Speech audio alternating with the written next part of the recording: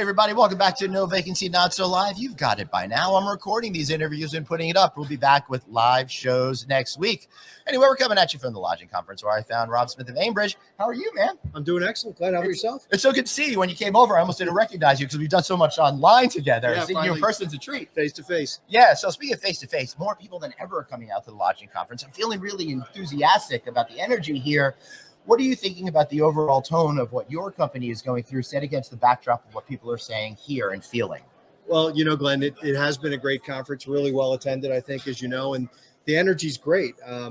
People are really looking for an exciting 2023, right? And they're hoping that some of the bad times are behind us. And as you know, we're also dealing with all kinds of other challenges in our industry with credit and things along that nature. But most of what I heard has been incredibly optimistic. Yeah, and I'll tell you, speaking of optimism, this morning I had the honor of being able to host the general session where we spoke to a lot of industry leaders. The takeaway from that, I think, is adaptation and innovation and why it's so important to stay not with the trends, but ahead of the trends and get out of that groupthink mode, kick conventional thinking to the curb and do things the way you think things should be done. And that's kind of what you're doing over at Aimbridge right now. You're reorganizing. And in the meanwhile, you got yourself a new title, president. Congratulations. Thank you. Yeah, divisional president of full service. But yeah, we went through a reorganization about 90 days ago. We took the company and we've always run it in verticals, as you know, Glenn.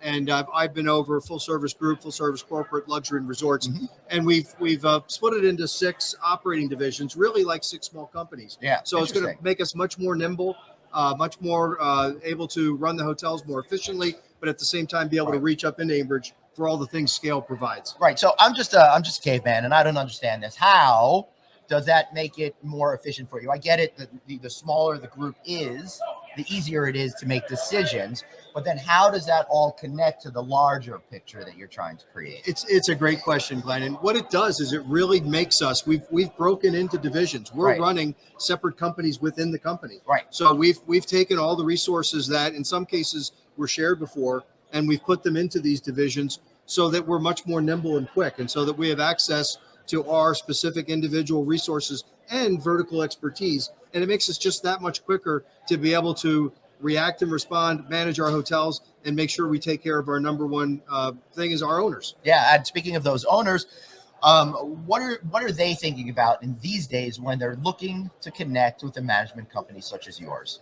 You know, what I hear most often, Glenn, and our competitors say we're too big, but our owners like the fact that we're big. Well, the competitors have to say that because they're not as big. Yeah. Right. Our economy of scale, what we can provide as far as purchasing, access to talent's the number one by far. But more importantly, things like where we have density in cities, we're complexing positions. We're doing things that we did in some cases during COVID, but they worked. Yeah. And they're a way to make more money and run things more efficiently for our owners. And it's just, it really is a chance to run our company in a way that's like a really small company, but at the same time, take advantage of all those big company things. Yeah. So in the spirit of what I was just saying, how do you break free from that conventional thinking to keep moving your company forward?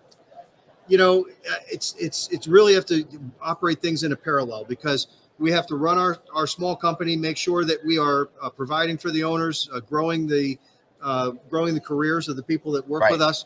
But at the same time, remember that we have all these shared services within Aimbridge where we can take advantage of and win. Things like workman's comp. You wouldn't think it's such a big advantage, but we save about 30% in workman's comp because of our buying scale. Right. So we have to do both things. We have to know that coming in, we're going to have that advantage of scale, but also know that what's really going to win the game is expertise. Right. And I think we also get that because of our ability to attract talent now, which. Right. Yeah. And that's the whole thing. This is why he's president of full service and luxury. Any final thoughts before we go?